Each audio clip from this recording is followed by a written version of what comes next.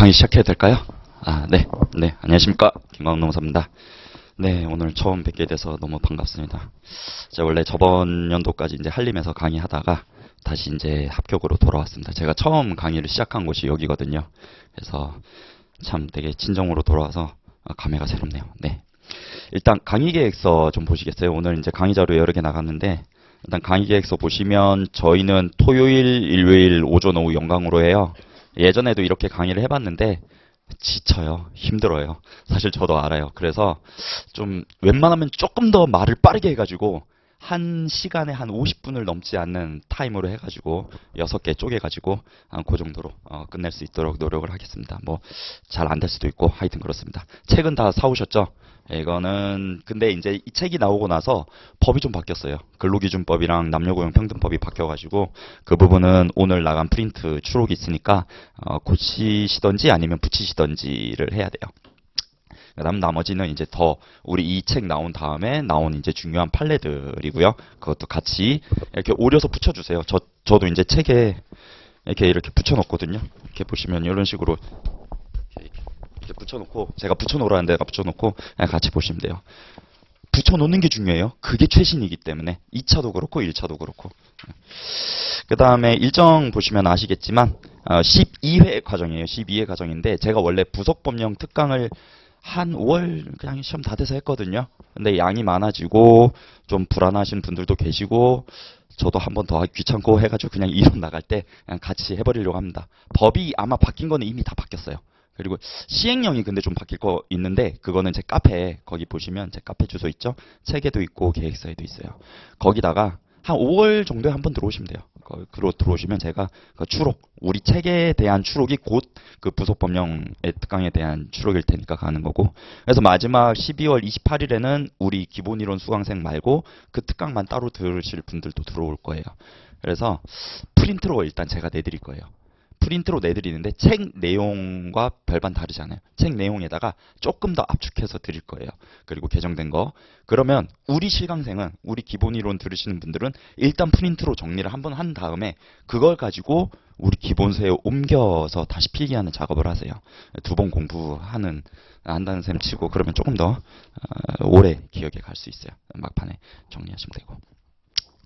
자, 뭐 김광훈 노무사의 강점이 뭐냐? 뭐 사실 잘 없습니다. 다른 우리 학원에 훌륭한 강사님들이 많아서. 근데 이제 일단 그래도 부속법령은 여전히 김광훈이 역시 1등이다. 딱 요게 강점이니까 요 부속법령 강점이라는 얘기는 제가 왜 이게 인기가 많을까 해봤는데 제가 조금 그래도 요약을 좀 잘하는 편이에요. 그러니까 깊이는 없어도 되게 약간 시간을 줄이는 건 잘한다. 우리 1차에서도 저는 그걸 지향하거든요. 80점 지향. 그래서 여러분들은 그냥 제가 하는 것만 좀 따라가시고 그 다음에 2차 가셔가지고 그냥 나머지 부분들에 좀 집중하시면 될 것 같아요. 일단 먼저 우리 시험 나오는 출제 비중을 좀 볼게요. 제가 판서 그렇게 강의를 오래 했는데도 글씨가 안 나지네요. 예. 여러분들은 2차 하시려면 글씨를 잘 쓰셔야 돼요. 글씨 때문에 마이너스 되시는 분들도 있어요. 제가 그런 케이스고. 혹시 제가 좀 쓰는 건 못 알아본다 그러면은 손 들고 말씀해 주세요. 제가 다시 또박또박 쓸게요. 자, 우리 시험은 크게 총론, 그 다음에 메인법인 근로기준법이랑 노동조합 및 노동관계조정법, 그 다음에 나머지 14개의 부속법령 이렇게 이루어져 있어요. 그 전까지는 25문제, 25문제 나왔고 부속법령 14개에서 각각 한 문제씩 나왔는데 작년에 범위가 완전 늘었죠. 저는 여기는 예상했어요. 저 특강 들어보시면 당연히 2배 이상은 늘 거다. 한 법령당 2개 나올 거다 했는데 이거는 예상하지 못했어요. 이게 노2에서 이게 노1이고 이게 노2인데 노2의 부속 법령이 4개가 있는데 그 4개에서 하나의 법령에서 4문제가 나온 거예요. 여기서 어마어마하게 틀렸어요. 올해 객관식에서 아마 요거 때문에 떨어지시는 분들 꽤 있을 거예요. 요건 쉬웠어요. 어렵진 않았어요. 그리고 여기 이제 근로기준법이나 노조법이 조금 어려워졌는데 그게 왜 어려워졌냐면 원래 뭐 예를 들어서 우리가 약간 우리 객관식 문제가 약간 숨은 그림 찾기거든요. 그러니까 뭐뭐뭐뭐뭐 해야 된다를 뭐뭐뭐뭐 할 수 있다로 바꿔내는 예를 들어 이런 문제들이 되게 많아요. 그래서 우리는 기출에 이렇게 익숙해져 있다 보면은 그 지문을 보면 거기부터 찾는단 말이에요. 근데 그 포인트를 바꾼 거예요, 올해. 그러니까 서술어를 바꿔야 되는데 서술어를 안 바꾸고 목적어를 바꿔서 못 찾거나 이런 게 많았어요. 그래서 이제는 그냥 그 포인트를 집어서 거기만 보세요가 아니라 그냥 조문 전체를 조금 어느 정도는 이해를 하고 가야 되겠다. 그래서 오히려 기출 문제보다는 기본서로 막판에 좀 정리를 하는 게 조금 더 유리할 거다라는 얘기고, 여기는 이제 한 개 법령당 두 문제씩 꼴이에요. 두 문제씩 꼴인데 여긴 네 문제씩 꼴이잖아요. 이게 뭔 말이냐면 여전히 노원에서는 법에서 나와요. 근데 노투는 한 법에 네 문제를 내야 되다 보니까 우리 사회보험법이랑 비슷하게 시행령까지 파고들어 나왔어요, 이번에. 그래서 여기의 범위를 조금 넓혀서 시행령까지, 여기 교원노조법, 공무원노조법, 노동위원회법 이런 거는 좀 시행령까지 봐야 되겠구나. 제가 다 넣어놨어요. 넣어놨고 그래서 그 정도로 정리를 하시면 돼요. 그래서 우리 최종 목표는 80점이고요. 80점이고. 맞다. 올해 또 총론에서 희한한 부분에서 나왔어요. 우리 책에도 없는 희한한 내용. 이거는 그냥 뭐 찍어서 맞췄어야 되는 거고. 근데 이 부분의 범위를 너무 넓히지 못해요. 저거는 너무 한도 끝도 없고 찾을 수도 없어요. 그냥 다 같이 운에 맡기는 수밖에 없어요. 대신 이 부분 좀 잘 맞아가지고 이거 좀 커버하는 방향으로 그렇게 가는 게 맞지 않나 싶습니다. 그래서 우리 저렇게 시험 문제 나온다라는 거 알고 계시고, 1차와 2차의 차이는 알고 계실 거예요. 객관식과 주관식의 차이입니다. 1차는 판례도 나와요. 판례도 나오는데 판례 결론만 알고 있으면 돼요. 그러면 그 문제를 맞출 수 있어요. 예를 들어서 뭐 취업 규칙 불이익 변경할 때 사회 통념성 합리성이 있으면 동의 못 받아도 되냐? 근데 옛날에는 안 받아도 된다. 근데 이젠 받아야 된다. 그래서 그 결론만 알면 객관식 문제는 맞는 거예요. 근데 우리 저건 다르죠. 2차는 다르죠. 왜? 이게 들어가요. 왜? 그래서 그거를 왜 쭉 적어야 돼요. 왜 적고 그래서 딱 갖다 바쳐야 된단 말이에요. 그래서 거기는 법리가 중요하다라고 얘기를 해요. 논리가 중요하다. 결론이 아니라. 객관식은 결론이 중요하다. 그래서 그 객관식과 주관식의 차이는 일단 거기. 두 번째, 주관식에는 판례가 없는 게 안 나오지만 객관식에는 판례가 없어도 법조문에 있으면 나오고 거기서 오히려 오답을 더 많이 낸다. 라는 거죠. 그래서 그런 방향성이 다르지만 어쨌든 같은 범위를 공부하는 거기 때문에 1차가 2차와 완전 별개고 도움이 안 되냐? 전혀 그렇지 않습니다. 1차와 2차 강사가 같아야 되냐? 이거는 제가 2차 강의를 안 하기 때문에 하는 말인데 다르면 더 좋아요. 제가 1차를 하지만 1차를 하면서도 제 생각에 제 논리를 풀어간단 말이에요. 그러면 2차 강사님 거 예를 들어서 뭐 김기범 노무사님 걸 들었는데 뭐 이해가 안 되는 부분이 있어. 그 부분이. 근데 제가 그 파트를 설명했을 때 이해가 돼요. 왜냐하면 다른 방식으로 설명을 하기 때문에 이렇게 보완이 될 수도 있어요. 그리고 약간 그쪽 노무사님은 약간 저쪽이잖아요. 왼쪽이고 저는 약간 오른쪽에서 설명을 한단 말이에요. 아무래도 사업주 쪽에서 일을 많이 하다 보니까. 그러니까 다른 방향성을 가지고 우리가 검토를 할 수도 있는 거예요. 뭔가에 대해서. 그러니까 저는 그런 부분은 나쁘지 않다고 봐요. 어떻게 보면 또 헷갈릴 수도 있는데 뭐 장단이 있긴 합니다. 네. 어쨌든 제 강의 잘 들어오셨다 뭐 그 얘기하는 겁니다. 네. 자, 일단 거두절미하고 우리 빨리빨리 끝내야 되기 때문에 자, 보도록 할게요. 자, 일단 노동법 총론 볼게요. 4페이지 볼 거고, 노동법을 왜 공부하는지 일단 좀 알아야죠. 노무사가 왜 될지도 중요한데, 왜 내가 노무사를 공부하는지도 중요하지만, 노동법이 왜 있는지도 중요하죠. 예를 들어서, 갑과 을이 이제 근로계약을 체결합니다. 근로계약서. 갑, 뭐 할까? 갑, 노무법인 신영.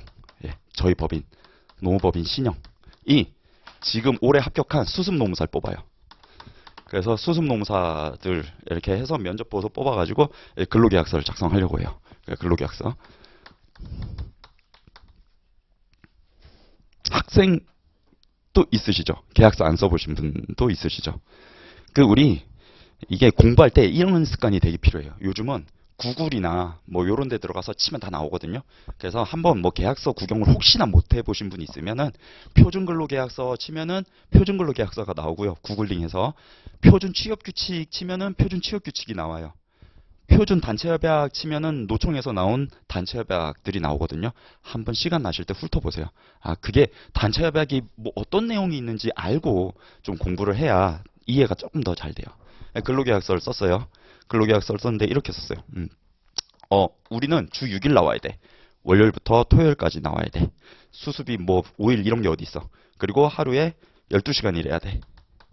하루에 12시간 근로를 해야 되고 월급은 대신 내가 100만 원을 줄게. 자, 이런 근로계약서를 썼어요. 유효할까요? 무효일까요? 유효하다. 무효다. 이러니까 안 되는 거야. 수습노무사, 안 되죠. 원래 안 되죠. 근데 저희 때는 수습 때 저는 80만 원 받고 일했어요. 요즘은 최저임금 주거든요. 최저임금은 줘요. 최저임금보다 더 받는 건 욕심이에요. 왜냐면 수습 들어오면 할 줄 아는 게 하나도 없어요. 이거는 우리가 가르치면서 더 이렇게 막 한단 말이에요. 100만 원 주면 감사해야 되지 않나. 뭐 저 땐 그랬어요. 저 때는. 네. 그러니까 어쨌든 우리가 일반적으로 생각했을 때 이 계약은 무효죠. 왜 무효라고 생각을 하냐? 법을 위반했잖아요. 라고 하잖아요. 근데 옛날에는 우리가 말한 그 법이라는 게 없었어요. 노동법이 없었던 시대도 있었어요. 노동법이 없고 민법만 있었던 시대에는 이거는 유효한 계약이에요. 당사자가 둘이 사인만 하면 유효한 계약이에요. 이걸 가지고 뭐라 그러냐? 사적 자치 원칙이라 그래요. 계약 당사자와 당사자 사이에 자유로운 의사로 그렇게 하겠다라고 하면은 그걸 누가? 국가가? 누가? 아무도 이거에 대해서 제기를 못 합니다. 근데 이렇게 제가 수습노무사를 계속 쓴다고 생각을 해보세요. 노무사들을. 그러면 저는 얘를 시켜 먹으면서 돈을 점점 많이 벌 거고 이 수습노무사들은 100만 원에서 헤어나지 못하는 그런 각박한 세상이 되겠죠. 되게 언밸런스한 어떤 문제들이 발생을 하겠죠. 그래서 니네들한테 사인과 사인간을 그냥 풀어놓으니까 사적 자치에 맡겨두니까 이 문제가 커지더라. 특히 경제적 불평등에서 엄청나게 혼란을 초래하게 되더라. 해서 이거를 수정해서 나온 게 이제 노동법이죠. 노동법이 나와가지고 야 근데 니네끼리 자유롭게 아니야 알았어 자유가 원칙이긴 한데 요 정도까지는 지키면서 해. 그렇지 않으면 근로자들의 기본적인 생활 자체가 안 돼 라고 해가지고 쫙 선을 겁니다. 적어도 쓰려면 5일 주 40시간 넘지 말고 월급은 올해 기준으로 206만 원 이상 줘. 조금은 인간다운 생활을 할 수 있게 돼요. 노동법이 나오면서 커트를 가니까. 그래서 노동법에서 최저 기준을 설정합니다. 적어도 이 정도 내. 그래서 우리 근로기준법이나 뭐 최저임금법이나 기간제 단시간법이나 다 요건 지키면서 그 위에서만 니네끼리 자유롭게 해라고 돼요. 커트를 쳐요. 자, 그때 또 문제는 뭐냐면 그래서 알았어. 이제부터 무조건 206만 원이야. 우리 노무사들 다 206만 원이야. 그 이상은 없어. 라고 했을 때 그럼 또 그렇게 모든 노무법인들이 단합을 했을 때 이건 역시도 또 다른 문제가 있죠. 나는 이거보다 일을 훨씬 더 많이 해도 더 어려운 일을 해도 더 더러운 일을 해도 나는 항상 최저임금만 받는 거야. 이거 뭔가 불합리한데 법에서 이걸 지켜주지 않아. 그래서 또 하나의 법이 만들어졌죠. 노조법. 그래? 니네끼리 뭉쳐서 노조 만들어서 단체로 가가지고 협상을 한번 해봐. 집단의 힘을 준 거죠. 그래서 너네끼리 최저 기준이 아니라 너네 사업장의 적정 기준을 니네 둘이 찾아봐. 근데 1대1은 게임이 안 되니까 니네끼리는 뭉쳐서 파업할 수 있는 힘을 줄게. 그래서 노조법이 나온 거예요. 그래서 우리 노동법은 크게 개별법과 이제 집단법으로 나눠지는데 그 근거는 헌법에 두고 있습니다. 헌법에 두고 있고요. 헌법 32조와 헌법 33조로부터 시작이 되죠. 헌법 32조, 뭐 34조도 있는데 그건 이제 사회보장이고 32조, 33조. 32조에서 이제 개별적 근로관계에 관한 어떤 추상적인 문구들을 제시하고 있고 이 33조에서 이 집단 근로 3권을 주고 있습니다. 3권을 주고 있어요. 그래서 얘는 이제 최저 기준을 설정하는 거고 그래서 우리가 배우는 저 수많은 법 과목들이 싹 다 거의 다 여기다 들어가는 거죠. 뭐 최저임금법부터 시작해서 남녀고병법 뭐 어쩌고저쩌고 해가지고 그리고 이제 노조법이랑 공무원 노조법, 교원 노조법 이런 것들이 이제 집단법으로 들어가게 되고 그래서 여기서 파생이 돼서 요 헌법 32조, 33조 이 사회법을 근거로 이렇게 만들어졌습니다. 네. 그래서 우리가 지금 요거를 배우는 거고요. 자, 여기까지는 이해를 하셨을 것 같습니다. 자, 넘어가시고요. 자, 그래서 4페이지 총론 보시면 총론에서 제가 아까 뭐라 그랬냐면 올해 시험에도 4문제가 출제가 됐어요. 이거는 근데 문제 늘어나기 전에도 계속 4문제씩 출제가 됐어요. 근데 총론은 크게 6개 파트로 나눠져 있어요. 6개 파트가 나눠져 있고 그 중에 4문제가 나옵니다. 거기서 벗어나진 않아요. 그 6개 파트에서 벗어나진 않지만 올해 시험 문제는 완전 뭐 보지도 못한 어느 교수님 교과서에도 없는 저 구석에 있는 게 나왔어요. 말도 안 되는 거 그냥 틀리라고 낸 거예요. 이런 거는 틀려주는 거예요. 예의상. 예, 저희 맞추려고 하지 마세요. 여기다 시간 버리지 마시고.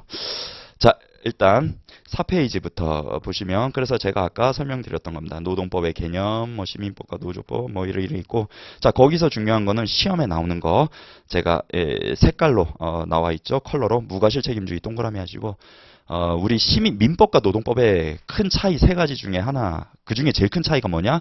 과실과 무과실입니다. 민법에서 우리가 손해배상 책임을 물으려면 고의나 과실을 따져봐야 되죠. 노동법은 그런 거 없어요. 사용자한테 과실이 없어도 근로자한테 뭔가 해줘야 되는 조항들이 굉장히 많아요. 그렇지 않으면 근로자의 열악한 환경을 개선해 줄 수 없으니까. 그래서 무과실 책임주의다. 이게 객관식에 나옵니다.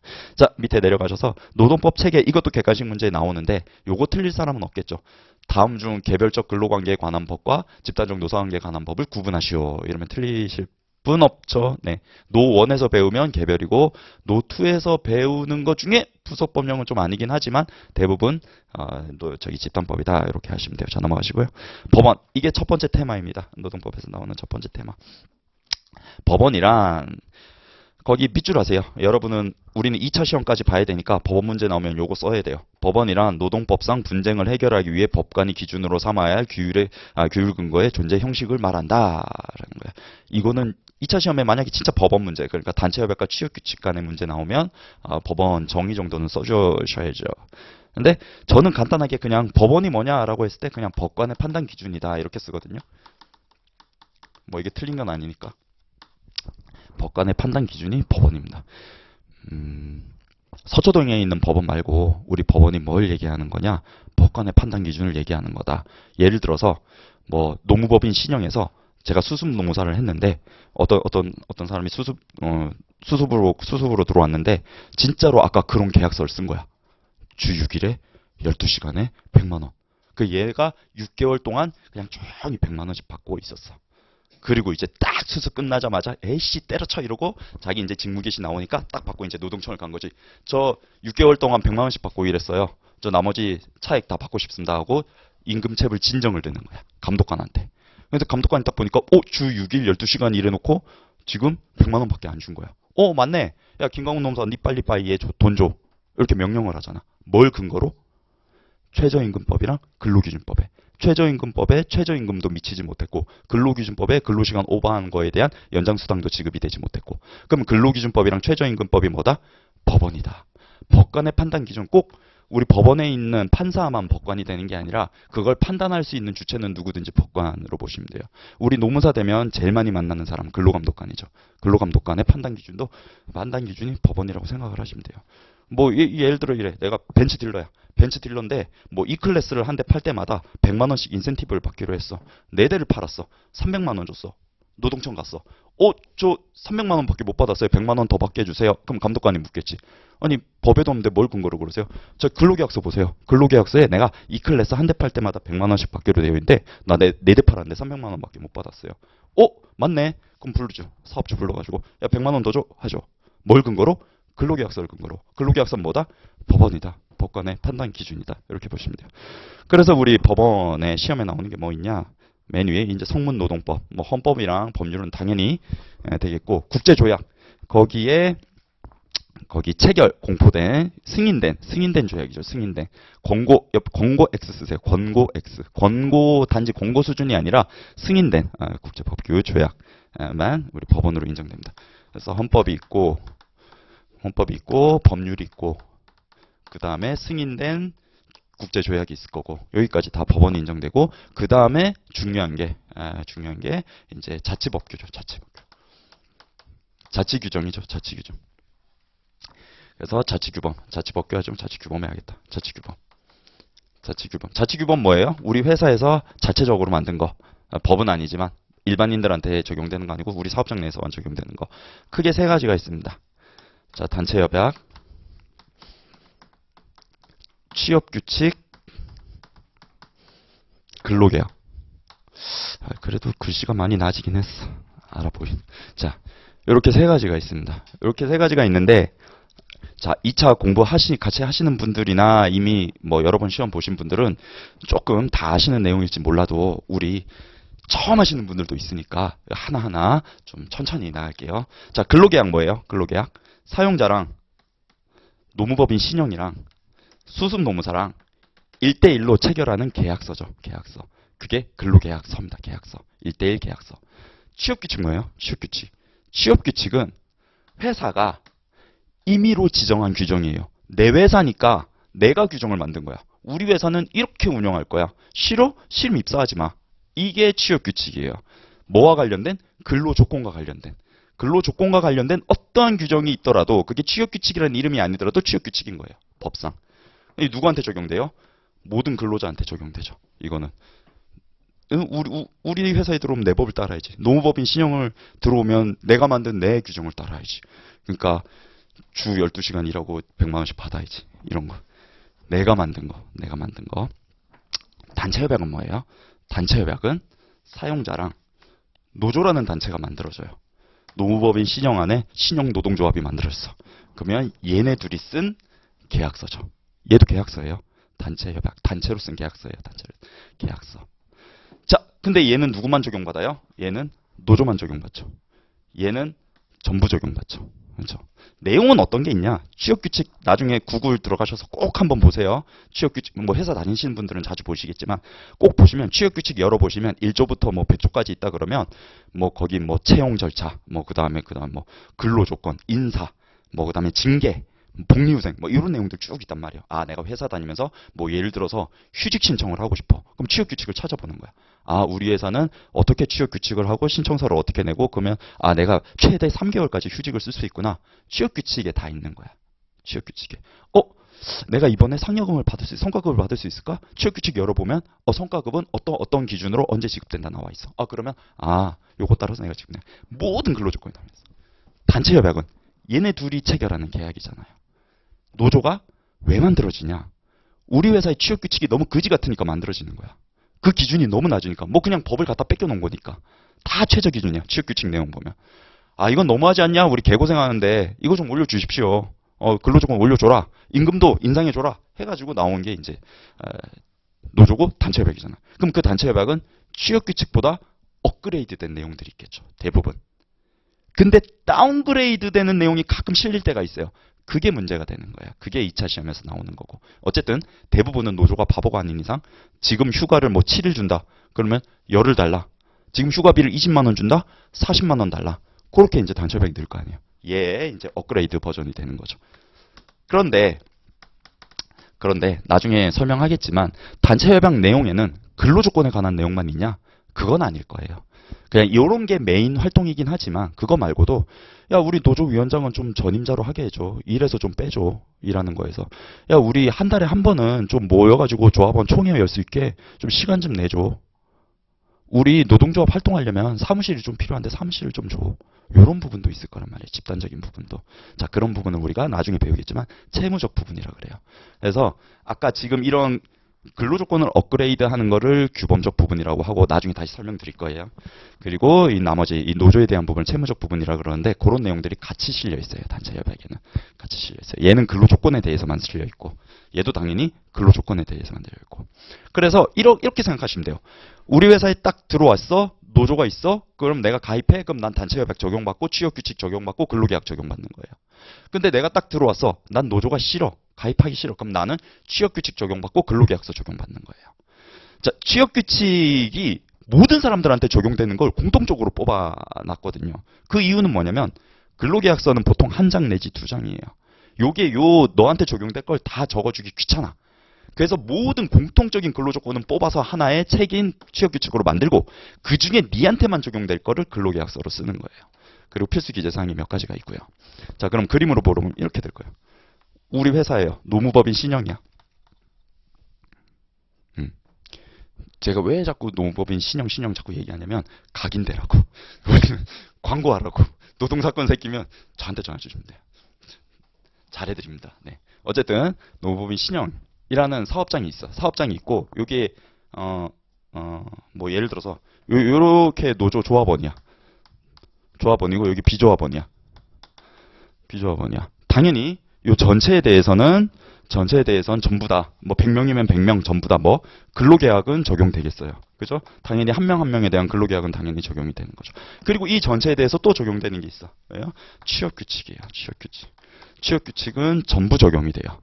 자, 근데 요만큼만 적용이 되는 것도 있어요. 요만큼만 노조에만 적용되는 게 있어요. 이게 단체협약이에요.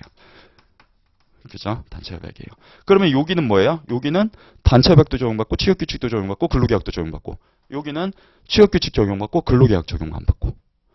자, 근데 우리 조금 이따 보시겠지만 순서가 어떻게 되냐면 얘가 1등, 얘가 2등, 얘가 3등이에요. 세 개가 상충이 되면 뭐부터? 1등부터 적용받는 거예요. 그러니까 내용이 달라. 근로계약이랑 취업규칙이랑 내용이 달라. 그럼 여기는 뭐? 단체협약이 적용되는 거예요. 여기는 단체협약이랑 취업규칙이랑 내용이 달라. 뭐가 적용된다? 취업규칙이 적용되는 거예요. 왜? 얘네는 단체협약이 적용될 리가 없으니까. 다만 예외가 하나 있어요. 일반적 구속력이라고 있거든요. 비조합원에게도 여기가 적용이 될 수 있는, 이건 나중에 보고 원칙을 지금 설명드리는 거예요. 원칙을. 헷갈리지 마세요. 비조합원은 단체협약이랑 상충되든 상충이 안 되든 그냥 취업규칙 적용받는 거예요. 그렇죠? 이게 나중에 노조법 들어가면 요게 이해가 안 돼서 막히는 부분이 또 나와요. 자, 책으로 다시 넘어오셔서 자, 법원의 종류 보시면 그래서 법 있고 조약 있고 거기 승인 있고 권고라고 쓰시고 X 하시고 권고 단지 권고 정도는 안 돼요. 우리 나중에 이제 ILO 이쪽 나오면 다시 설명드릴게요. 자, 자치규범 보시면 거기 단체협약 동그라미, 취업규칙 동그라미, 근로계약 동그라미, 규약도 동그라미 해주세요. 규약. 규약은 뭐냐? 노조 내부의 노조 내부의 정관이자 취업규칙 뭐 이렇게 생각하시면 돼요. 노조의 법이에요. 노조 내의 법이에요. 우리 노조에 들어오면 무조건 규약을 따라야 되는 거예요. 우리 객관식 푸실 때 나중에 노조법 넘어가면 뭐 노조 대표자가 직권으로 1에 나오면 99% 틀린 지문이에요. 다 규약에 의해 이렇게 나와야 돼요. 규약에 따라야 돼요. 노조는 무조건. 자, 그 밑에 관행이랑 판례랑 행정해석이 있어요. 법원성 인정 여부 보시면 거기 일정한 요건을 갖춘 노동 관행 동그라미 하세요. 관행. 노동 관행도 법원이 될 수 있다. 이게 우리 판례예요. 판례. 우리 객관식 찾을 땐 답이에요. 근데 2차 공부하실 땐 아마 관행이 인정된 사례가 안 나올 거예요. 자, 그 밑에 판례 행정해석 세모. 판례나 행정해석은 법원이 되지 않는다. 실제랑 지금 되게 반대로 우리 객관식은 풀어야 돼요.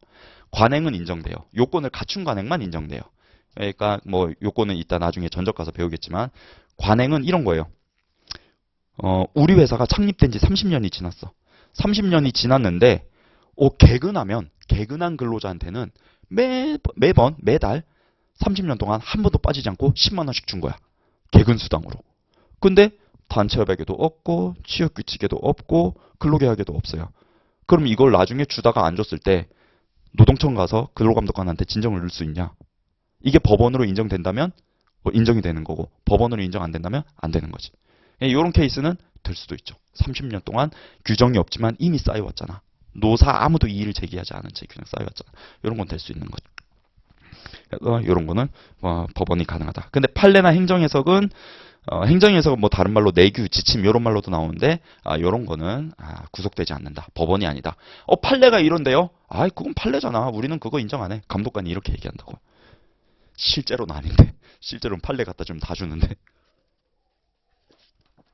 자, 객관식 푸실 때는 왜? 우리나라는 성문법 국가이기 때문이에요. 불문법. 미국이나 영국처럼 불문법이 아니라 성문법이 있으니까 문서로 있는 것만 인정을 하는 게 원칙입니다.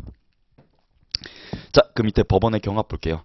자, 상위법 우선의 원칙. 자, 단체협약, 취업규칙, 근로계약이 서로 다른 내용을 담고 있어요. 누가 이긴다고요? 순서가 얘가 이긴다. 무조건 얘 먼저 따르게 된다라는 거예요. 이게 상위 규범 우선의 원칙이에요. 그럼 단체협약이랑 승인된 조약이랑 둘이 충돌되면 당연히 위에 있는 게 먼저 되겠죠. 이게 상위 규범 우선 원칙. 헌법이랑 법률이랑 다른데요? 그럼 그런 법률을 가지고 뭐라 그래요? 위헌적 법률이라고 하죠. 위헌 법률이라고 하죠. 그러니까 얘랑 충돌되면 당연히 위에가. 이게 상위법 우선의 원칙이에요. 자, 신법 우선의 원칙은 쉽습니다. 시간대. 22년도에 취업규칙이 있어. 24년도에 취업규칙 개정했어. 당연히 뭐가 먼저? 24년도에 최신 신법의 규정이 먼저 적용받는 거죠. 법도 마찬가지죠. 법도 중간에 개정이 됐으면 개정된 법률, 부칙이 있지 않는 한 개정된 법률이 우선 적용되죠. 자, 그 다음에 특별법 우선의 원칙은 이 특정한 인원들에 대해서 적용되는 법률을 우선 적용시켜주는 거예요. 예를 들어서 국가공무원은 국가공무원법 적용받습니다. 그리고 국가공무원법에 이 사람들도 근로자거든요. 국가공무원법에 없는 내용을 근로기준법 적용받는 거예요. 그리고 근로기준법에 없는 내용을 민법을 적용받고, 민법에 없는 내용은 뭐 헌법을 적용받겠고, 뭐 그렇겠죠. 자, 요렇게 특정한 어떤 범위의 사람들에게서 특수하게 먼저 적용되는 법률을 우선 적용시켜준다. 이걸 특별법 우선의 원칙이라고 합니다. 거기 선언이 근로기준법보다 선언법이 먼저 적용받고 뭐 그런 예시를 들었어요. 자, 여기까지는 하나도 안 중요하죠. 뭐가 중요해요? 그 밑에 있는 유리의 원칙 발표하시고요. 이건 노조법 가서 보셔야 되고, 언제나 쉽지만 A급 지문이고, 여러분들 2차에서도 기본 틀이 되는 내용이에요. 시험에 한번 나올 때가 됐어. 한 25점짜리로 한번 나올 때가 됐습니다. 뭐 당연한 얘기인데 이런 거예요. 단체 협약과 취업 규칙, 근로계약이 있으면 상위 규범 우선의 원칙에 따라서 위에 게 먼저 적용이 될 수 있지만, 이거에 상위 규범 우선 적용의 원칙에 역행하는 게 바로 유리 원칙이에요. 노동법은 그러라고 만든 게 아니다. 서로 내용이 달라도 만약에 하위 규범이 근로자한테 더 유리하다면 당연히 밑에 걸 먼저 적용시켜줘야 된다는 거예요. 근로기준법에 연차 15개 주라고 그랬어. 근데 우리 단체 협약에 연차 20개 준대. 뭐가 더 유리해요? 이게 더 유리하죠. 그럼 밑에 거 먼저 적용되겠죠. 단체 협약 빼고. 취업규칙에 연차휴가 20개 준다고 돼 있어. 근데 야, 너는 이쁘니까 근로계약서에 25개 준다고 써놨어. 뭐가 적용돼요? 근로계약이 적용되는 거야. 이게 유리의 원칙이에요. 자, 이게 유리의 원칙이긴 한데 어디서? 여기서 금이쫙가 있죠. 단체 협약은 객관식 절대 기준이에요. 단체 협약은 절대 기준이에요.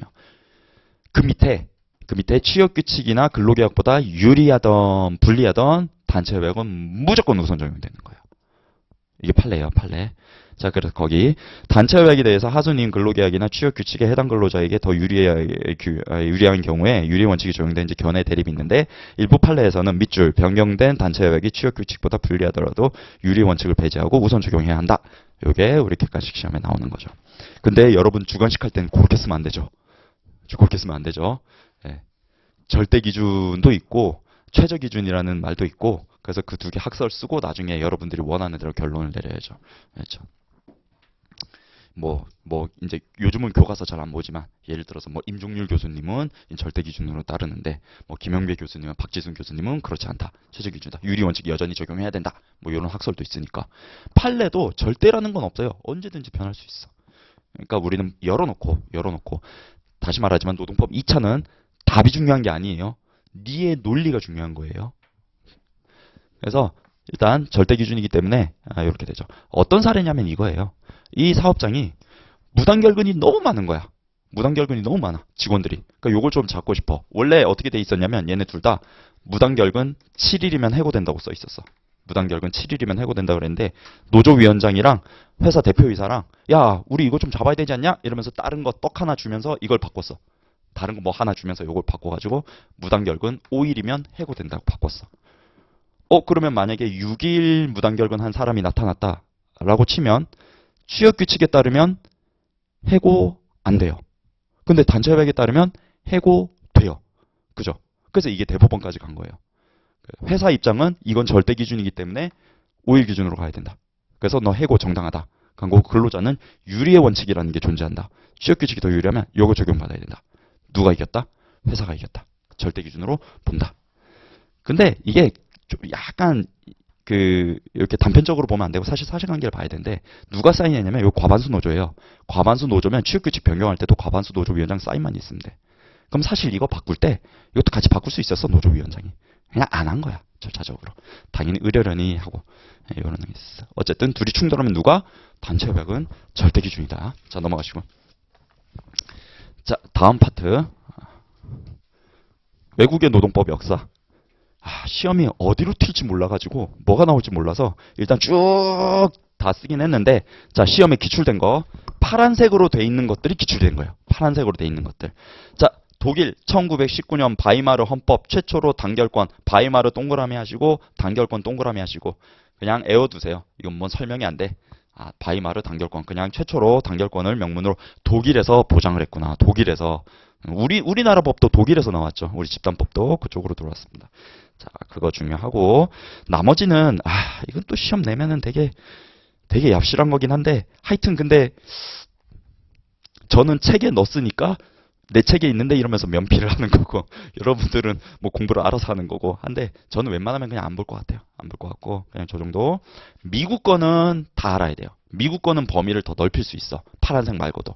미국은 보면 처음에 절대 다 안 됐어. 근로상권 뭐 이런 거 없었어. 다 안 됐어. 그러다가 점차 완화를 합니다. 점차 완화를 해서 와그너법에서 와그너법에 와가지고는 완전 노조가 최대로 강성한 시기를 갖게 됩니다. 모든 게 다 풀었어. 그러니까 여기 딱 오니까 반대로 노조 힘이 너무 세버린 거야. 그래서 다시 쪼기 시작했어. 그래서 테프트 아틀리로 와. 그리고 이렇게 이제 랜드론 그린핀이 추가되기도 하고. 자 보세요. 그런 생각을 가지고 보세요. 이렇게 풀어줬다가 이렇게 강화되는 거예요. 자 보시면 셔먼법 다 안 돼. 일단 단결 자체가 안 돼. 노조가 안 돼. 이게 셔먼법이에요. 시험에 안 나왔지만 나올 수 있어요.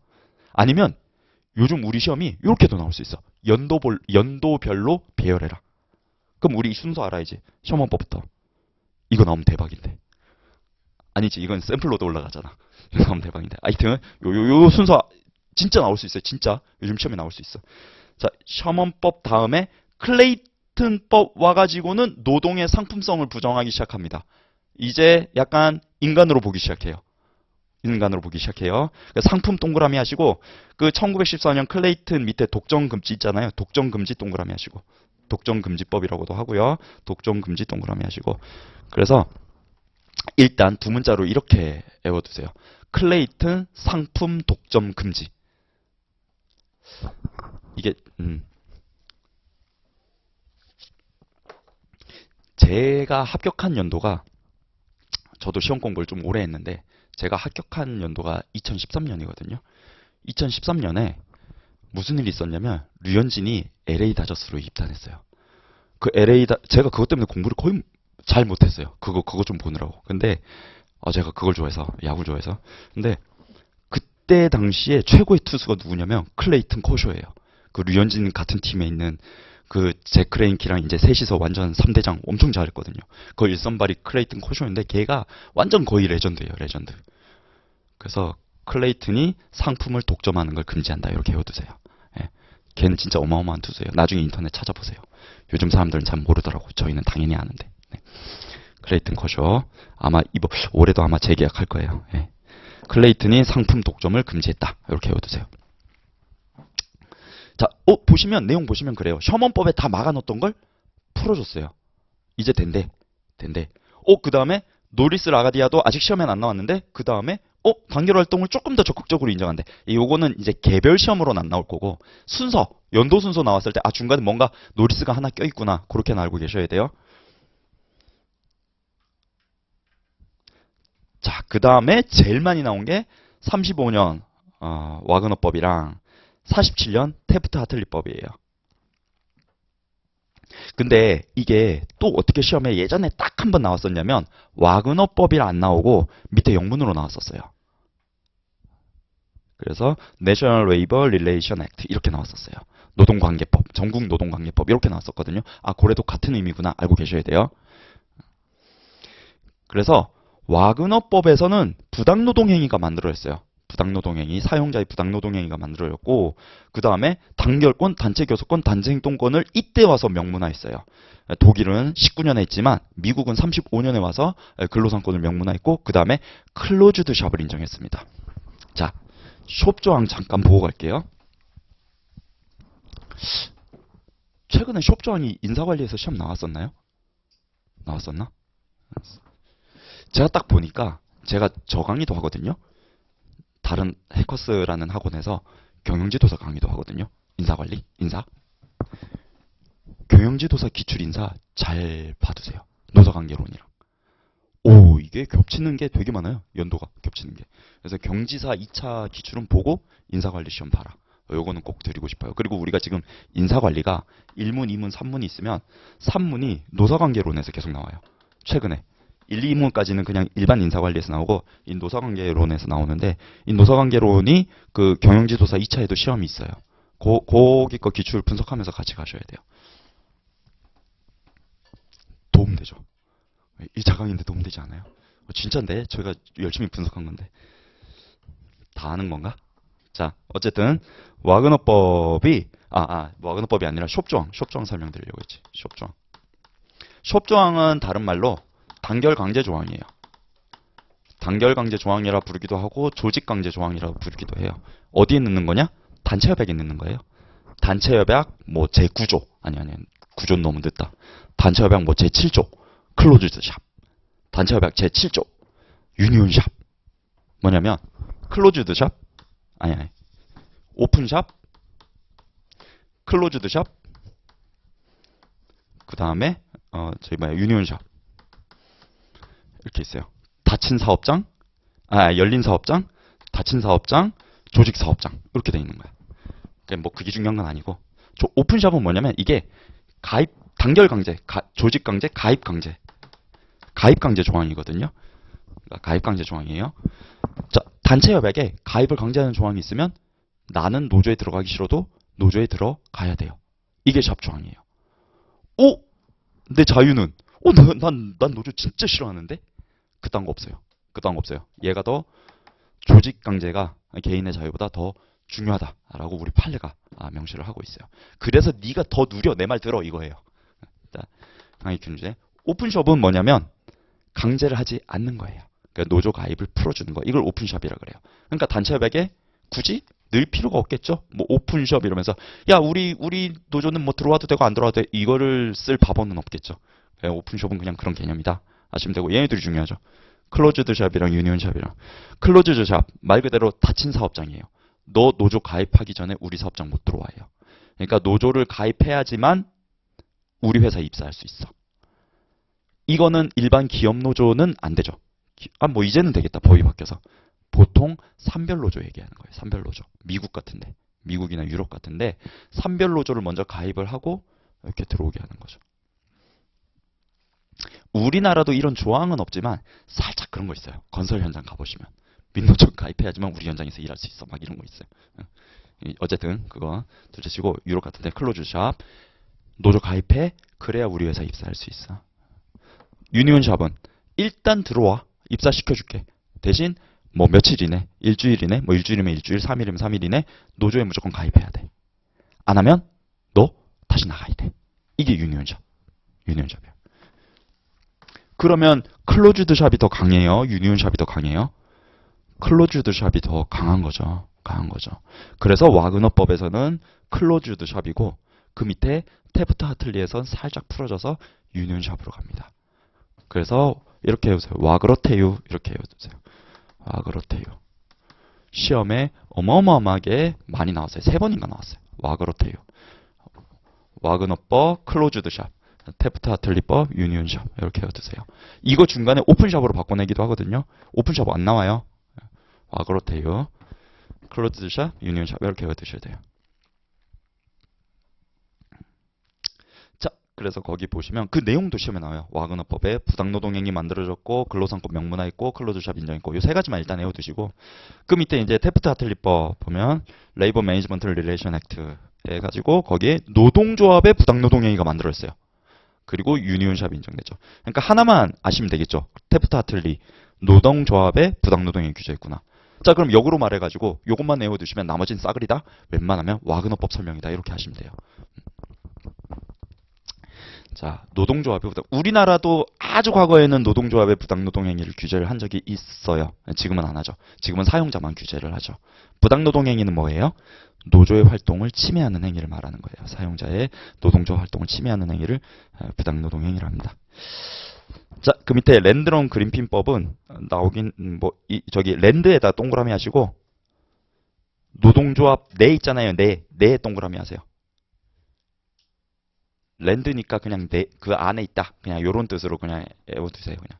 랜드론 그린핀법은 뭐냐면 노조 내에 부정부패가 발생했을 시 이걸 신고할 수 있는 조항을 만든 거예요. 법률을 만든 거예요. 그래서 조금 더 쪼기 시작했다. 요렇게 알고 계시면 돼요. 랜드 내. 자, 넘어가시고요. 객관식이 원래 좀 그래요. 네, 그냥 외우세요. 네. 자, 우리나라 노동법 역사 또 다음 테마입니다. 자, 48년도에 최초로 헌법이 만들어졌습니다. 그걸 가지고 우리가 재헌 헌법이라고 그러고요. 지금이랑은 조항이 좀 많이 달라요. 자, 그때 당시 재헌 헌법에서 우리 근로 기준과 관련된 내용들 시험에 나옵니다. 모든 국민은 근로의 권리와 의무를 진다. 권 동그라미 하시고요. 자, 근로 조건의 기준은 법률로 정한다. 법 동그라미 하시고. 그다음 여자와 소녀는 여 동그라미, 소 동그라미. 단결권, 단체 교섭권, 단체 행동권은 법률의 범위 내에서 보장된다. 이거를 법률 유보 조항이라 그래요. 법률 유보 조항 옆에 쓰시고요. 유에다가 동그라미 하세요.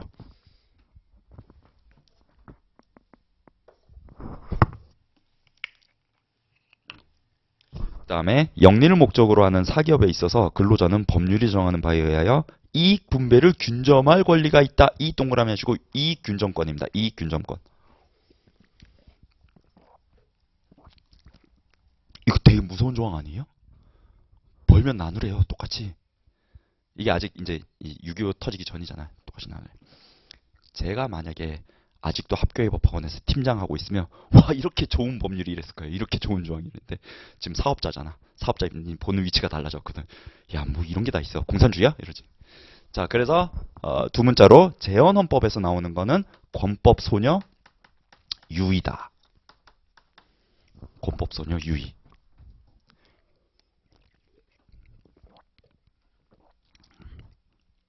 유의하시죠? 요즘 잘 안 나오는데. 네. 유의 또 아버지가 그 야구계 있잖아요. 네. 좀 좋아합니다. 네. 유의.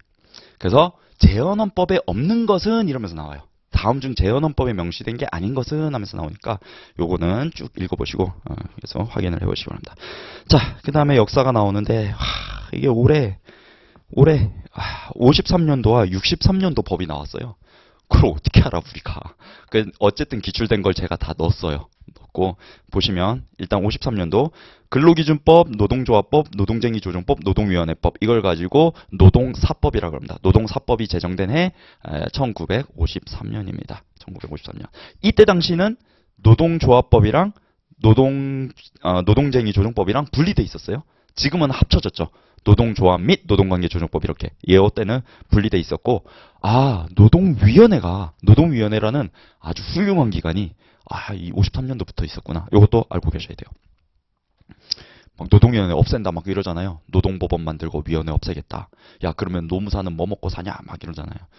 근데 사실 뭐 없어지면 안 좋긴 한데 노무사는 그거 말고도 할 수 있는 일이 굉장히 많아요. 네, 굉장히 많아서 이렇게 막 우리가 막 크게 그게 쏠려서 이제 뭐 잘됐다 이참에 그냥 노무사 때려쳐야지 이런 생각하지 마세요. 네. 자, 그 다음에 노동쟁의조정법. 이게 올해 시험에 나왔었어요. 이게 원래 그래서 제가 이 줄을 추가한 거예요. 이거는 1953년부터 민사면책 규정이 있었다. 막 이러면서 나왔거든요. 이걸 어떻게 알아 우리가. 저 이 법 찾는데도 한참 걸렸는데. 민사면책이 올해 시험에 나왔어요. 민사면책은 1953년도부터 명시돼 있었다. 올해 나왔으니까 적어도 내년엔 안 나와요. 후년엔 나올 수 있겠지. 올해 낸 거 내년에 또 안 내겠죠. 민사면책 규정이 있었다. 그 정도 알고 뒤에는 제가 그냥 더 혹시나 해서 추가적으로 넣은 거예요. 채용 제한 규정도 이때부터 있었고 구속 제한 규정도 이때부터 있었어요. 구속 제한 그 쟁의행위 할 때는 구속 못 하거든요. 지금 현행법에도 있어요. 그래 요때부터 있었구나. 채용 제한도.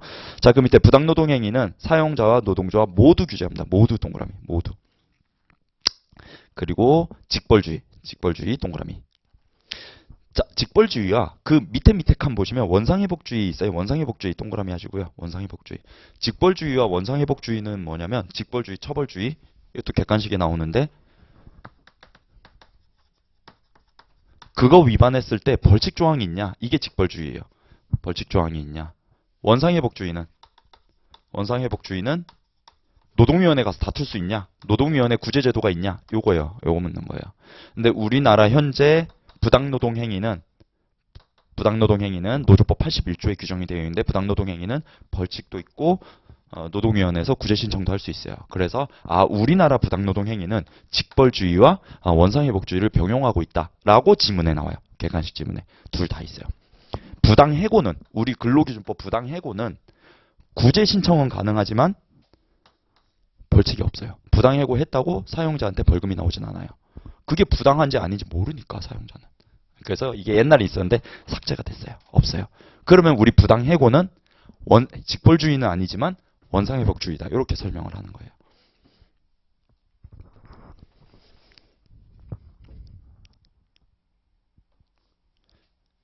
자, 다시 1963년 올라오셔서 자, 노동조합법 안에 노사협의회 설치 규정이 있습니다.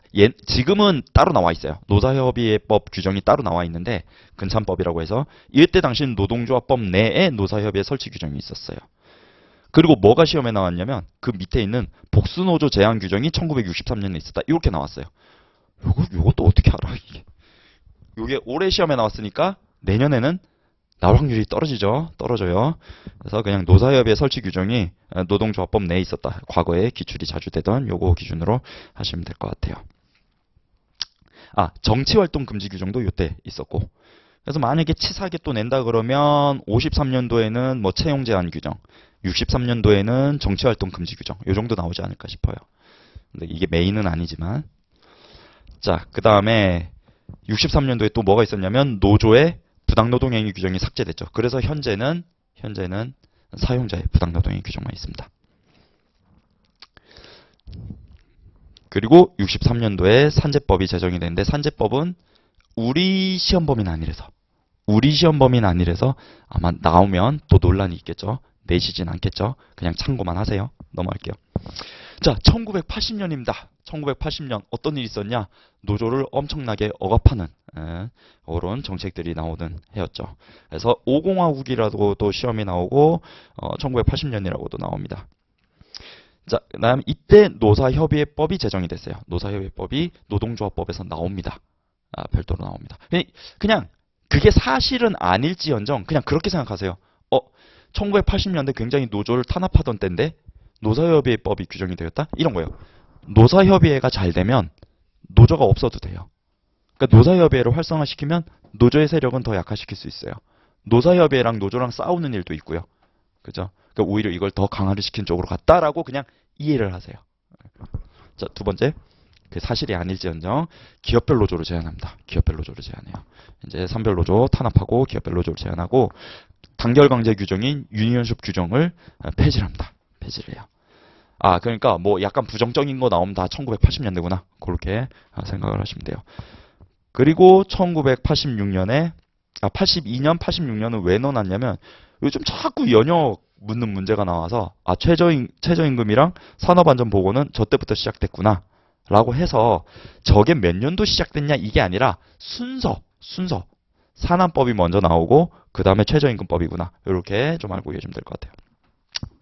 86년에는 드디어 직벌주의와 원상회복주의 둘 다 하고 있고요. 87년에는 민주대투쟁 운동이 일어났습니다. 그래서 민주화 대투쟁이 일어나서 기업별 노조 제한 규정이 삭제되고 그 다음에 유니온샵이 도입이 됐습니다. 도입이 됐어요. 그 다음에 남녀고용평등법도 이때에 제정이 됩니다. 이것도 순서 때문에. 그리고 1997년에 근로기준법이 제정이 돼요. 근로기준법이 제정이 되고 노동조합 및 노동관계조정법이 합쳐가지고 제정이 됩니다. 개정이 아니라 제정의 형식을 취했어요. 그것도 중요해요. 원래 개정으로 가는 게 맞는데 제정, 완전히 전면적으로 바꿨기 때문에 제정의 형식을 취하고 있습니다. 그 다음에 98년 파 동그라미, 99년 교 동그라미, 2005년 공 동그라미, 2007년 기 동그라미. 그래서 두 문자로 판교 공기. 이거는 올해도 시험 나왔고 전전전년에도 시험 나왔고 두 문자로 그냥 외워두세요. 뭐가 나왔어요? 순서가 나왔어요. 판교 공기. 파교 공기죠. 판교 공기. 하긴 올해 나왔으니까 내년에 안 나오겠다. 내년에 안 나오긴 하겠다. 근데 제가 하나 혹시나 해서 또 넣었어요. 판교 공기 나왔는데 거기에 근로자 퇴직급여 보장법도 2005년에 들어갔거든요. 그럼 우리가 두 문자 만들 때 뭐가 좋냐면 판교 공기 퇴 이게 두 문자가 말이 되는데 퇴가 여기 들어가면 안 돼. 여기 들어가. 판교 공 퇴 기 이렇게 들어가. 요거 헷갈리지 마세요. 판교 공기 아니야. 얘랑 세트야. 얘랑 세트. 공무원이랑 세트예요. 판교 공기 퇴 아니다. 요거 알고 계셔야 돼요. 네. 그 다음에 그 밑에 것도 올해 시험 나왔어요. 필수 유지 업무 협정, 직권중지제도 폐지됐고, 아, 그게 아니구나. 그 다음 게 나왔구나. 근로시간 면제제도 신설됐고, 교섭창구 단일화제도 신설됐고, 시행 시기는 근로시간 면제가 조금 더 빠르고, 올해 나왔으니까 내년에 안 나오겠죠. 네, 자, 넘어갈게요. 자, ILO라고 있습니다. 국제노동기구, 뭐 ILO, IMO, 뭐 NO 뭐 많죠. ILO 국제노동기구 1919년에 설립됐다. 1919년 동그라미. 필라델피아 선언이 있어요. ILO가 모여서 매년 회의를 하는데 여기 3분의 2 이상의 찬성이 있으면 이렇게 필라델피아 선언처럼 뭔가를 할 수 있어요. 이렇게 조약을 체결할 수 있어요. 그 필라델피아 선언은 거기 밑줄 ILO 목적을 재확인하는 선언이다. 해서 근로조건 개선의 목적보다 더 광범위하다. 뭐 몰라요. 근데 객관식 지문으로 나오긴 나왔어요. 이게 뭔 소리인지 몰라도 아 그냥 그렇구나 좋은 거구나 그냥 그렇게 하시면 돼요.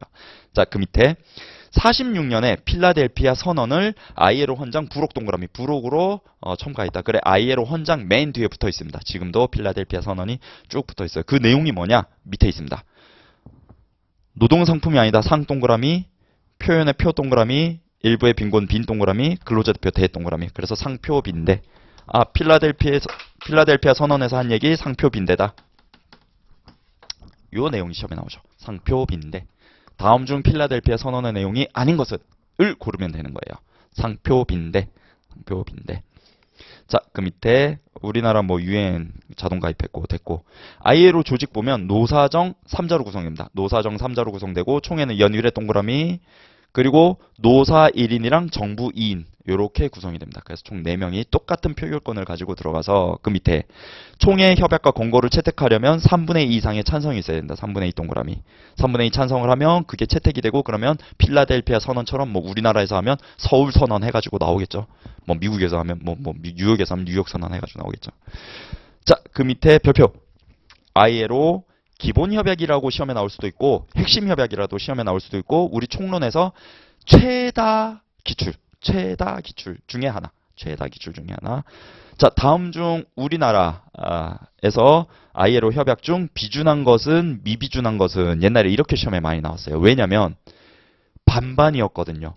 근데 지금은 어떻게 돼요? 한 개 빼고 싸그리 다 비준이에요. 그래서 이제는 그냥 통으로 물어요. 핵심 협약이 아닌 것은 기본 협약이 아닌 것은. 그래서 자, 아동노동 보시면 취업 최저 연령의 연 동그라미 가혹한 형태의 아동노동 철폐 아 동그라미 동일노동의 동 동그라미 고용 직업상의 차별금지의 차 동그라미 결사의 자유 결 동그라미 단결권의 단 동그라미 강제노동의 강제 동그라미 그리고 맨 밑에 미비주는 강제노동 폐지의 폐지 세모. 자, 제가 뭐 할 거냐면 책에 표시를 동그라미랑 세모로 할 거예요. 동그라미는 긍정적인 거예요. 세모는 부정적인 거예요. 나중에 볼 때 빠르게 보시라고 그렇게 가는 거예요. 자, 그래서 두 문자로 기본 협약, 핵심 협약 두 문자로 연하가 동차하기로 동차 합격하기로 강제 결단했다가 폐지했다. 이렇게 외우세요. 연하 동차 강제 결단 폐지 이렇게 외우세요.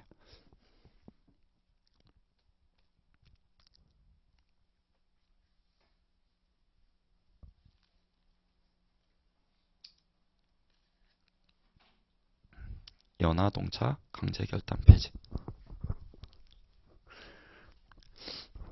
제가 요즘 수영장을 다니는데 이제 저보다 이제 연세가 좀 있으신 어르신들이랑 좀 친해졌거든요. 그래서 수영하면서 물어보는 거야. 총각은 뭐예요? 이러면서 저 공인노무사입니다. 이러니까 와 우리 아들도 공인중개사인데 이러는 거예요. 아, 저 공인중개사 아니고 공인노무사입니다. 그러니까 그 비슷한 거 아니에요? 아, 예, 비슷합니다. 그래서 얘기를 했던 적이 있어요. 공인자 빼고 얘기하겠어. 노무사인데요? 이러면서 그 생각이 갑자기 딱 드네. 연하 동차 강제 결단 폐지. 자, 그렇게 외워두시고 자, 오른쪽 9페이지는 제가 이번에 책 개정하면서 넣었는데 왜 넣냐? 우리 시험에 나왔어요, 이게. 다음 중 비준 협약이 아닌 것은 이걸 어떻게 외워, 이거를. 자, 어떻게 외워요? 거기 근데 155호에 제가 색칠을 해놓은 건 이유가 있을 거예요. 왼쪽 거에다가 요거 하나 더 추가했거든요. 왼쪽 거에다가 요거 하나 추가해서 시험에 나왔어요. 근데 읽어보시고 비준을 하면 우리나라가 법에서 이거를 따라 지켜야 되거든요. 개정을 해야 되거든요. 그래서 만약에 혹시나 비준협약에 대해서 시험 문제가 박스형으로 나오면 우리나라 법에 노조법이나 근기법에 있는 혹은 개별법에 있는 내용들은 비준을 한 거라고 생각을 하시면 돼요. 모르는 건 어쩔 수 없고, 그래서 있는 거를 골라내시면 됩니다. 대부분 다 맞는 걸로 할 거예요. 다 맞는 걸로. 미비준한 게 별로 없거든. 차라리 강제노동 폐지에 관한 협약, 요거 하나 싹 넣어놓고, 요거 고르는 거, 그 문제가 나올 확률이 더 높을 거예요. 자, 넘어가시고. 첫 시간이라 조금만 더 길게 할게요. 여기까지는 끝내야 돼. 33초까지. 대신 다음 시간부터 좀 줄일게요. 자, 헌법 32조. 시험 문제 이것도 최다 기출. ILO 핵심 협약과 더불어서 최다 기출. 요거 두 개야. ILO랑 헌법 32조랑. 이거 별표하시고요. 자, 두 문자 먼저 딸게요. 고용의 증진 고 동그라미. 그 파란 글씨만 보세요. 따라오세요. 최저임금 최 동그라미. 그다음 민주주의 민 동그라미. 인간의 존엄성 존 동그라미. 여자 여 동그라미. 연소자 연 동그라미. 국가유공자 국 동그라미. 그래서 두 문자로 다음 중 헌법 32조에 명시된 내용이 아닌 것은 했을 때 현존 최고 국민력 이렇게 외워두세요. 현존 최고 국민력 이렇게 외워두세요. 그래서 요 연이에요. 연. 현존 최고 국민력 이렇게 외워두시고 이게 헌법 32조에 명시가 된 내용이다. 요거 아니면 명시가 안 돼 있다. 라고 현존 최고 국민력. 요게 기본이고 자 이제부터 지금까지 역대 시험에 나왔던 거 다 하나씩 찍으면서 갈게요. 현존 최고 국민력. 이건 시험에 자주 나왔고 아닌 거 고르라는 거. 그 다음에 시험에 나온 거. 자 거기 모든 국민은 근로의 권리 밑줄이랑 권리 밑줄. 그 다음에 2항 보시면 모든 국민은 근로의 의무 밑줄. 권리와 의무 엮으세요. 엮으시고 이게 첫 번째예요. 자 헌법 제32조에는 근로의 권리뿐만 아니라 근로의 의무도 명시하고 있다. 맞는 질문이죠. 맞는 질문이에요. 자 두 번째. 자 모든 국민은 근로의 권리를 가진다. 1항 국가는 사회적 경제적 방법으로 근로자의 고용의 증진과 적정 임금 보장의 노력 밑줄. 법률이 정하는 바에 따라 최저임금제를 시행하여야 한다. 시행 밑줄. 이거 두 개 엮고 자 적정 임금은 노력이고요. 최저임금은 의무예요. 당연한 얘기겠죠. 근데 상식적으로 적정임금 우리나라의 그 수만 개의 기업의 적정임금을 우리가 어떻게 법에서 측정을 해요? 일관적으로 안 되죠. 최저임금은 의무가 맞고 헷갈리지 마세요. 자, 두 번째. 자, 세 번째. 모든 국민은 근로의 의무를 진다. 국가는 근로의 의무 밑줄. 여기 동그라미 3. 의무. 근로의 의무의 내용과 조건을 민주주의 원칙에 따라 법률로 정한다. 야, 요거는 정말로 숨은 그림 찾기였어요. 국가는 근로의 권리의 내용과 의무를 민주주의 이렇게 나왔었어요. 아니고요. 위에 권리는 뭐 나와야 돼요? 고용의 적정임금과 최저임금 나오는 거고 이건 의무죠. 의무예요. 자, 그리고 네 번째. 사항. 여자의 근로는 특별한 보호를 받으며 뒤에 밑줄. 고용, 임금, 근로조건에 있어서 부당한 차별을 받지 않는 주체는 누구? 여성 근로자지. 연소 근로자 아니고요. 국가유공자 아니에요. 그죠? 이게 시험에 나왔어요. 국가유공자도 아니고 연소자도 아니고 차별 나오면 누구만? 차별은 여성과 남성, 성에 대해서만 명시를 하고 있다. 요거 꼭 기억하세요. 자, 그 밑에 국가유공자 상위군경 슬래시 하세요. 슬래시 전몰군경의 유가족이에요. 이게 동그라미 오예요. 자, 다시 국가유공자 상위군경 슬래시 전몰군경의 유가족이지 국가유공자의 유가족, 상위군경의 유가족, 전몰군경 유가족이 아니에요. 딱 끊어지는 거야. 전몰군경의 유가족은 우선적으로 권리기회를 부여받는다 하고 마지막 장애인 고령자 세모 헌법 제32조에는 장애인도 나오지 않고 고령자도 나오지 않습니다. 나나요? 자, 그 밑에 넘어갈게요. 외국인 근로자가 헌재에 대해서 심판을 청구를 했을 때 이거를 수용을 해야 되냐? 외국인 근로자는 국민이 아닌데 헌법은 국민에게만 적용되는 거 아니냐? 라는 거예요. 자, 거기 환경 동그라미. 일할 환경에 관한 권리. 그 밑에 사회적 경제적 정책 요구 세모. 정책 요구할 수 있는 권리는 국민에게만. 그 밑에 최소한의 근로조건 동그라미. 자, 외국인도 국민은 아니지만 인간으로서 최소한의 근로조건과 일할 환경 개선은 요구할 수 있다. 이게 명시된 거야. 되게 멋있는 결정이었어요. 그때. 예. 국민으로서가 아니라 인간으로서 누릴 수 있는 거. 일할 환경과 최소한의 근로조건. 다만 정책을 요구하는 건 이거는 국민만 할 수 있다라는 거죠. 자, 밑에 반대로 퇴직금에 대해서 다퉜던 거야. 왜 1년 이상만 퇴직금 줘? 이거 위헌 아니야? 이러면서 건 거예요. 한 10개월인가 일한 시간 강사였어요. 강사. 왜 1년 이상만 준 거야? 이거 위헌이다. 네, 보시면 고용 증진을 위한 정책을 요구. 여기는 정책을 요구할 수 있죠. 정책만 요구할 수 있죠. 그 밑에 직장 존속 청구권 세무. 국가가 모든 실업자한테 무조건 직장을 구해줘야 돼요? 그런 건 없어요. 그냥 고용보험이나 이런 데서 서포팅을 할 뿐이죠. 그런 건 없어요. 자, 그리고 법률이 구체적인 맨 밑에 1차적으로 입법자 형성의 자유 동그라미. 퇴직금의 기준이 1년 이상인 이유는 국회의원들이 열심히 여러 가지 연구하고 자료 모아서 수집해가지고 그렇게 만든 거 아니겠냐. 걔네 의견을 존중을 해라. 라는 거예요. 이 문구도 자주 나와요. 1차적으로 입법자의 형성의 자유. 요것도 자주 나옵니다. 자, 넘어갈게요. 헌법 33조. 자, 근로자는 헌법 33조의 근로자 밑줄 국민 아니에요. 국민 X. 국민 아니고 근로자는 근로조건의 향상을 위하여 자주적인 단결권, 단체교섭권, 단체행동권을 가진다. 국민도 아니고 노동조합도 아니죠. 노동조합도 아니에요. 헌법 33조에는 근로자라고 명시가 돼 있어요. 근로자. 자, 이양 공무원 동그라미 하시고 밑에다가 교원 X. 자, 헌법 33조에는 공무원은 명시돼 있지만 교원은 명시돼 있지 않아요. 자, 마지막으로 3항 법률이 정하는 주요 방위산업체 밑줄 하시고 위에다가 모든 X. 모든 주요 방위산업체 아니고요. 법률로 정하는 일부 주요 방위산업체 전력용수 주로 방산물자예요. 에 종사하는 근로자의 단체 행동권 동그라미 단결권 X. 단결권 아니고요. 단체 행동을 못하는 거지 노조를 만들 수는 있어요. 요게 객관식 시험에 나온다. 요게 객관식 시험 나와요. 자, 그 밑에 근로상권의 본질, 사회적 보호 기능을 담당하는 자유권 또는 밑줄, 사회권적 성격을 띤 자유권. 그러니까 즉 근로삼권은 자유권적 성격과 사회권적 성격이 모두 결합이 돼 있다라고 그냥 알고 계시면 돼요.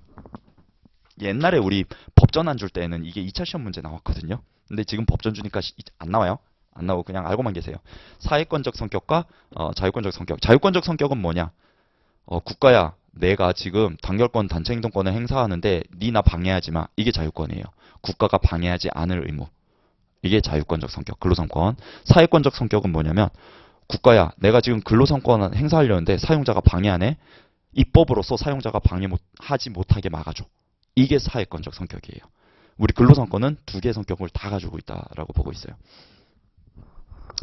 자, 근로상권의 본질 보시면 뭐 됐고, 그 밑에 절대적인 기본권 아님 절대세모. 절대적인 기본권은 아닌 근로상권이 절대권이 아니에요.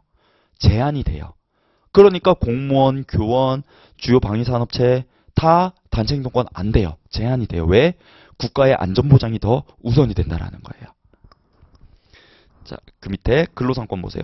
개인적 단결권뿐만 아니라 집단적 단결권의 보장, 소극적 단결권 세모, 소극적 단결권 세모, 헌법이 보장하는 단결권이 한다. 그 밑에 일반적 단결강제 동그라미, 제한적 단결강제 세모. 옛날에 이게 2차 시험 되게 자주 나왔는데 이제는 그냥 그렇지 라고만 하고 넘어가세요. 자, 볼게요. 단결권은 헌법상 단결권은 적극적 단결권과 소극적 단결권으로 학계에서 구분을 하고요. 적극적 단결권은 뭐냐면 말 그대로 단결할 권리, 노조를 만들 수 있는 권리, 노조에 가입할 수 있는 권리를 말하는 거고, 소극적 단결권은 노조를 가입하지 않을 자유를 말하는 거예요. 우리나라는 이걸 인정하지 않아요. 이거는 요 헌법에 명시된 그 단결권 내용은 아니다라는 거예요. 헌법 다른 조항에서 찾아라라는 거예요. 다른 조항에서 찾아라. 그리고 얘네 둘이 붙으면 누가 이긴다? 얘가 이긴다는 거예요. 그냥 객관식이니까 그냥 이렇게 설명하고 넘어갈게요. 얘네 둘이 붙으면 얘가 이겨요. 얘 우리나라 인정 안 돼요. 얘가 인정 안 되니까 뭐가 인정이 되냐면 그 자유를 인정하지 않으니까 헌법상 권리로서 단결 강제가 가능한 거예요. 단결 강제. 아까 봤던 샵이 가능한 거예요. 샵이 가능해요. 얘를 인정 안 하니까 샵이 가능한 거예요. 근데 샵이 인정되더라도 일반적 단결 강제와 제한적 단결 강제가 있는데 얘는 안 돼요. 얘는 되고. 이것도 시험에 나와요. 객관식 지문에. 안 돼요. 뭐냐? 뭘 가지고 일반적이랑 제한적이랑 나누냐? 단결 선택권을 가지고 나눠요. 단결 선택권, 즉 노조 선택권. 노조 선택권.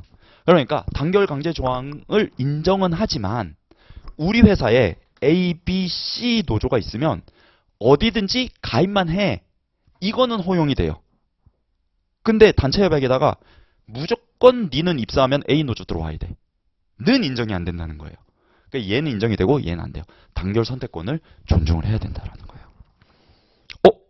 근데 우리 노조법 81조 2랑 2호에 보면 뭐가 있냐면 유니온샵이 있어요. 어떤 유니온샵이냐? 제한적 단결 강제 유니온샵이 있어요. 3분의 2 이상의 지배적 노동조합이 존재하는 경우 그 노동조합으로 가입시키는 건 가능하다라는 거예요. 법조항이 안 맞지 않아요? 근데 이거에 대한 판례가 또 있어요. 그렇다 하더라도 이거는 아무데도 가입을 안 하고 있는 애들한테만 적용이 되는 거지 들어와서 다른 노조 들어간다는 사람까지 막는 조항은 아니다라는 거예요. 제한적 단결 강제는 허용되지 않는다라는 거예요. 자, 객관식 시험 나오는 거 3개 포인트. 헌법상 단결권에는 소극적 단결권 포함되지 않는다. 하지만 단결 강제가 인정되더라도 일반적 적용되는 거지 제한적인 건 허용되지 않는다. 이렇게 알고 계십니다. 자, 밑에 내려가셔서 근로 3권 중 가장 중립적인 권리. 자, 대법원은 단체 교섭권으로 보고 있고요. 헌재는 단체 행동권으로 보고 있습니다. 이것도 시험에 한번 나왔어요. 근로 3권, 단결권, 단체 교섭권, 단체 행동권. 뭐가 제일 중요하냐? 다 중요하겠지만 제 생각인데 어차피 교섭해서 협약 체결하는 게 목표예요. 목적이고요. 그러니까 저는 단체 교섭권이 당연히 제일 중립적인 권리라고 생각을 해요. 다만 이제 헌재에서는 그거보다 단체 행동권을 조금 더 우선적으로 보고 있습니다. 자, 근로 3권 제한, 절대권이 아니라 그랬어요. 이유는 뭐냐면 국민의 모든 자유와 권리는 국가안전보장, 질서유지, 공공복리를 위해 필요한 경우에 하나여 법률로서 제한할 수 있다. 그래서 절대권이 아닌 거예요. 다만 이 경우에도 본질적인 내용을 침해할 수 없다라는 거 알고 계시면 될 것 같습니다. 자, 그 밑에 헌재 결정 내려오셔서 2003 헌바 9 보시면 파란 글씨 밑줄. 노조의 조직 강제권을 부여한다고 해서 이를 근로자에 단결하지 않을 본질적인 내용을 침해하는 것으로 단정할 수 없다. 즉 된다. 얘가 더 중요하다라는 거예요. 거기 위에도 나와 있잖아. 노조의 조직 강제권도 생존권적 성격과 함께 가지는 만큼 근로자의 자유권에 비해 특별한 가치로 보장된다. 위에 다시 올라와서 사회권 다른 말로 생존권이라고 합니다. 생존권. 사회권적 자유권 있잖아요. 맨 위에서 두 번째 생존권적 거기 사회권적 성격을 띤 자유권을 했는데 그 사회권 옆에다 생존권이라고도 쓰세요. 자, 그리고 다시 밑으로 내려오셔가지고 밑에서 두 번째 칸 노동조합 설립 신고 반려제도 밑줄. 반려제도는 결사에 대한 허가제 세모. 결사에 대한 허가제가 아니다라고 해서 뭔 얘기냐? 이거예요. 나중에 행정쟁송 공부하시다 보면 나오거든요. 신고랑 허가는 다른 거예요. 근데 우리는 노동조합은 신고제도예요. 신고제. 근데 신고를 했는데 반려를 시킨다라는 거죠. 그럼 이건 말이 신고지 실제로는 허가 아니냐라는 거예요. 그리고 우리 헌법 제21조에는 결사에 대한 허가제를 두지 못하도록 되어 있어요. 결사에 대한 허가제는 뭐냐면 어떤 조직을 만드는데 국가가 그거에 대해서 허가제를 깔면 안 된다는 거예요. 법으로서. 근데 우리 지금 노조법이 그렇게 돼 있다라는 거죠. 말만 신고라는 거죠. 근데 우리 헌재에서는 이렇게 얘기해요. 아니야. 신고 맞아. 어쩔 수 없이 어용노조 걸러내기 위해서 반려제도 만든 것뿐이야. 라고 얘기를 해요. 그래서 결사에 대한 허가제 아니니까 지금까지 유효하겠죠. 그죠? 이렇게 보시면 돼요. 잠깐 쉬었다가 한 10분 정도 쉬었다가 근로기준법 볼게요.